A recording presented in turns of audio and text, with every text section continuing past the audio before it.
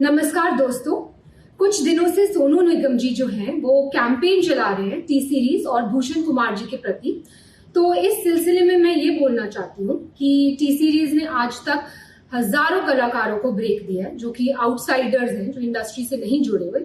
उसमें music directors हैं, singers हैं, लिरिसिस्ट हैं, एक्टर्स हैं, डायरेक्टर्स हैं। मैंने खुद अपनी डायरेक्टेड फिल्म यारियां में 10 न्यू कमर्स को चांस दिया। उसमें से 4 लोग, नेहा कक्कड़, रकुलप्रीत सिंह, हिमांश कोहली और कंपोजर आर को आज बड़े हो चुके हैं। और सोनू निगम जी से मैं ये पूछना चाहूंगी कि वो बोल रहे हैं कि इंडस्ट्री में टैलेंट को सही दिशा नहीं मिलती। तो सोनू जी, आप तो लेजेंड है, आप तो बहुत बड़े कलाकार हैं। आपने आज तक कितने लोगों को चांस दिया है? आप तो बहुत बड़े लेजेंड है, आप तो कहीं से भी लोग, आपके पास तो कितने लोग आते होंगे कि सोनू जी हमारी मदद कर दीजिए, मेरे बेटे की मदद कर दीजिए, मेरी बच्ची की मदद कर दीजिए, हमें मिलवा दीजिए टी सीरीज में, हमें चांस दिलवा दीजिए। आप तो आज तक टी सीरीज में नहीं आए कि इसको चांस दे दो, इसको मैं, ये बहुत बड़ा टैलेंट है, इसको आप चांस दीजिए। आपने तो कभी किसी को चांस दिलवाने की बात नहीं की। आपने ना ही कोई टैलेंट आज तक इंडस्ट्री में इंट्रोड्यूस किया। तो एक बात मैं आपको बता दूं सोनू निगम जी कि सोशल मीडिया पे कैमरे के पीछे छुप के बोलना बहुत आसान है, पर आपने खुद ग्राउंड लेवल पे कितने टैलेंट को आगे बढ़ाया? किसी को भी नहीं। अपने सिवा, अपने आप को छोड़ के आपने किसी भी टैलेंट को इंडस्ट्री में चांस नहीं दिया। और आज आप हम पर ब्लेम कर रहे हैं कि हम लोगों को चांस नहीं देते, जबकि 97% लोग जो कि टी सीरीज में काम कर रहे हैं आज की डेट में, आप देख लीजिए, वो आउटसाइडर्स है, वो इंडस्ट्री किड्स नहीं है, उनका इंडस्ट्री से कोई भी लेना देना नहीं है। फिर भी हम उनको नए टैलेंट को ढूंढ रहे हैं और उनको चांस दे रहे हैं। दूसरी बात जो आपने बोली अपने वीडियो में, वो आपने ये बोली कि भूषण जी आपके पास आए और उन्होंने आपसे कहा कि भाई प्लीज मुझे बाला साहब ठाकरे से मिलवा दीजिए, प्लीज मुझे स्मिता ठाकरे से मिलवा दीजिए, प्लीज मुझे सहारा श्री से मिलवा दीजिए। मैं आप सबको ये बताना चाहती हूँ कि सोनू निगम जी खुद 5 रुपए में दिल्ली की रामलीला में गाना गाते थे। वहां से इनको स्पॉट किया गुलशन कुमार जी ने। उन्होंने इनका टैलेंट पहचाना, इनको टिकट्स दी फ्लाइट की, इनको बॉम्बे बुलाया और इनसे कहा गया कि बेटा मैं तुझे बहुत बड़ा कलाकार बनाऊंगा। आप बताइए सोनू निगम जी, आपसे ये बात कही गई कि नहीं कही गई कि आपको बहुत बड़ा कलाकार बनाएंगे? कही गई। और गुलशन जी ने आपकी इतनी एल्बम्स की, इतनी फिल्म्स की, आपको इतना इतना इतना ऊंचे मुकाम पे पहुंचाया। पर आपने क्या किया ये मैं अभी बताती हूँ। उससे पहले मैं अपने को शेरू को बुलाना चाहूंगी। ये शेरू है और ये शेरू, मैं तुमसे पूछना चाहती हूँ कि तुम कहाँ से हो? हाँ जी, मैं मधुबनी बिहार से हूँ। और तुम कितने साल से टी सीरीज में हो? मैं 1988 से मैं टी सीरीज में हूँ जी। तो तुम मुझे क्या बता रहे थे सोनू निगम जी? सोनू निगम जी के बारे में मुझे मालूम है बेटा। मैं जब आप लोग नहीं थे तभी गुलशन जी ने इनको दिल्ली से बम्बई लाए थे।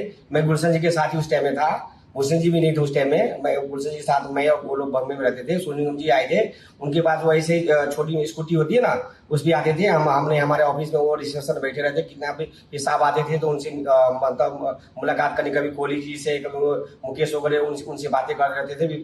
घंटों लाइन में बैठे, मतलब वो उनसे बातें करना। फिर धीरे धीरे साहब आते, फिर साहब ने उनको बोला था कि मैं मतलब काम कराना है उनके साथ काम। कुछ बहुत दिन के बाद साहब ने, फिर 2-4 महीने के बाद साहब ने उसको भी आगे काम दिया। बहुत सारे एल्बम बनाए, बहुत फिर फिल्मों में चांस दिया। बेवफा सनम वगैरह बहुत हिट हुए उस टाइम में।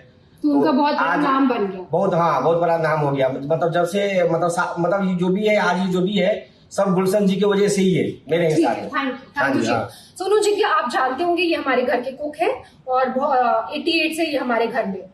एनीवेज, अब मैं ये बताना चाहती हूँ कि 1998 में जब टी सीरीज की फैमिली के साथ ये हादसा हुआ था और गुलशन कुमार जी को खत्म कर दिया गया था, तब सोनू निगम जी ने क्या किया? तो सोनू निगम ने सोचा कि अब तो टी सीरीज का क्या होगा, टी सीरीज का तो कोई करता धरता है नहीं। ननू यानी कि भूषण कुमार, जो कि गुलशन कुमार जी के बेटे हैं, वो तो सिर्फ 18 साल के हैं, उनको तो कुछ आता धोता है नहीं। वो तो खुद ही मेरे पास आके हेल्प कर रहे हैं, मांग रहे हैं कि भाई मुझे इससे मिलवा दो, मुझे इससे मिलवा दो। वो तो किसी को इंडस्ट्री में जानते नहीं है। तो ये कंपनी तो खत्म होने वाली है। तो भाई मैं पहले अपने आप को सेफ गार्ड कर लूं। तो इन्होंने जाकर एक दूसरी म्यूजिक कंपनी के साथ, इनकी मतलब कोई भी वो नहीं थी, कोई भी इनको थैंकफुलनेस नहीं थी कि टी सीरीज ने मुझे इतना आगे बढ़ाया, आज टी सीरीज फैमिली में इतनी बड़ी प्रॉब्लम आई है तो मैं इनके साथ खड़ा रहूं, मैं भूषण की हेल्प करूं और उसको मिलवाऊं लोगों से। रादर ये तो खुद दूसरी कंपनी के साथ जाकर इन्होंने एल्बम कर ली और भूषण इनके पास आकर मदद मांग रहे हैं कि भाई मुझे ये कर दे वो कर दे, और इस मदद का एहसान ये आज जता रहे हैं, वीडियो बनाकर जता रहे हैं कि तूने मुझसे ये मदद मांगी। एनीवेज, तो भूषण जी ने इनसे मदद मांगी कि भाई प्लीज मेरे लिए दीवाना एल्बम कर दो, क्योंकि ये तो भाई पूरी तरह से एहसान फरामोश होकर दूसरी कंपनी में चले गए थे। और इन्होंने जब अब इन्होंने एटीट्यूड दिखाया कि वो मेरे सामने आए, मुझसे मदद मांगे, और मदद इन्होंने करी भी और उसका भी एहसान जता रहे, इन्होंने दीवाना एल्बम करी। ठीक है, फिर उसके बाद इन्होंने जो वीडियो में दूसरी बात कही वो ये कही है कि भूषण जी ने इनसे मदद मांगी कि भाई मुझे अबू सलीम से बचा लो। अब मैं आपसे ये पूछना चाहती हूँ सोनू निगम जी कि अबू सलीम से बचाने के लिए भूषण जी आपके पास क्यों आए?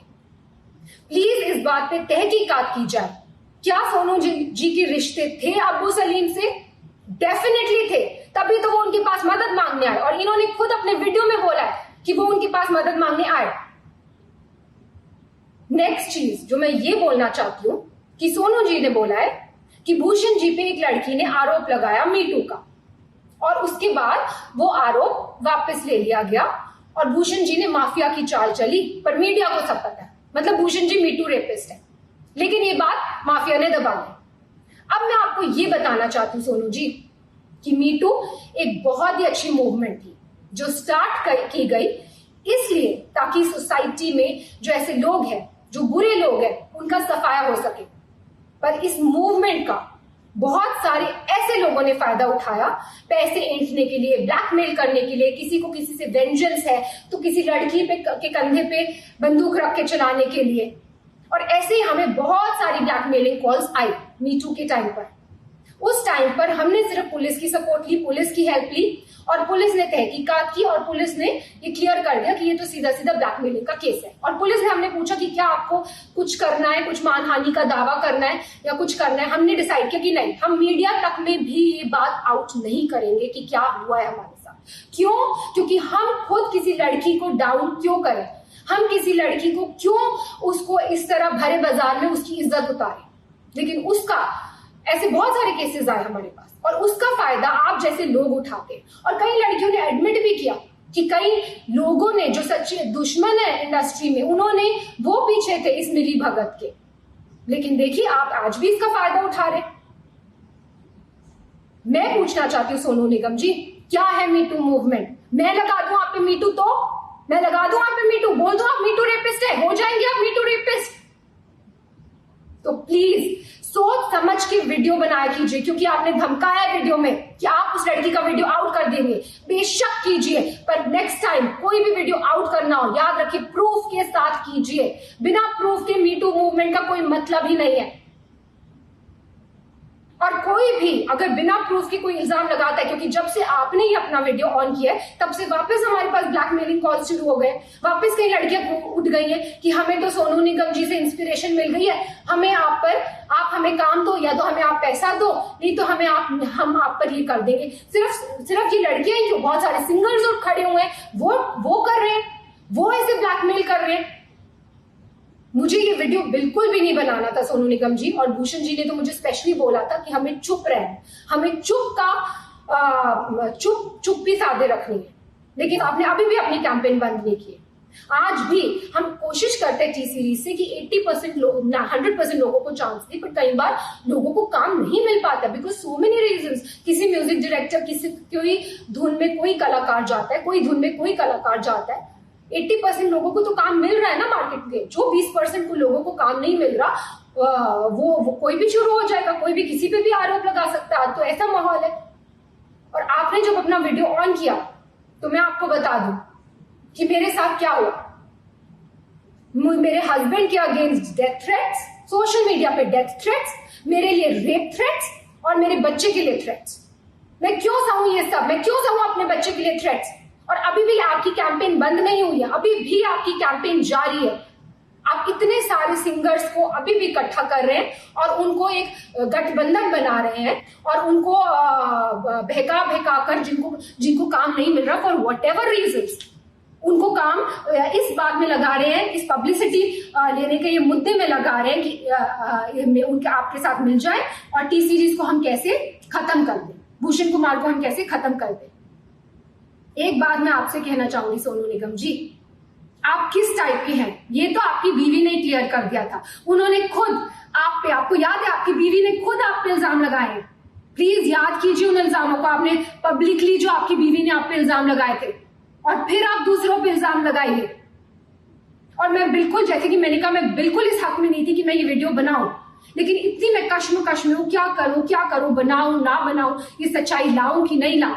फिर मुझे फाइनली गीता से मुझे मेरा आंसर मिला। गीता में जब अर्जुन भगवान कृष्ण से पूछते हैं कि मुझे ये युद्ध नहीं लड़ना है, ये युद्ध लड़के किसका फायदा होगा, तो भगवान कृष्ण अर्जुन को समझाते हैं कि एक योद्धा के लिए धर्म से बढ़कर युद्ध लड़ने के अलावा और कोई बड़ी चीज नहीं है। अगर तुम यह युद्ध नहीं लड़ोगे तो तुम अपना यश गवाओगे, तुम्हारा अपयश होगा, संसार में लोग तुम्हारे अपयश की चर्चा करेंगे और तुम्हारे दुश्मन हर तरह के कटु वचन बोलकर तुम्हारा वर्णन करेंगे। और वही हो रहा है, सब लोग कटु वचन बोल रहे हैं, सारी दुनिया। जैसे कि मैंने बोला, मुझे रेप थ्रेट्स आ रहे। तो मैं ये कहना चाहूंगी कि जितने भी आप सिंगर्स को, म्यूजिक डायरेक्टर्स को, जिनके पास आज कोई काम नहीं है, उनको आप भड़का रहे हैं, उनको भड़काना बंद कीजिए, क्योंकि अदरवाइज रणभूमि ओपन है। किसी को भी पब्लिसिटी के लिए इस रणभूमि में आना है, युद्ध ऑन है।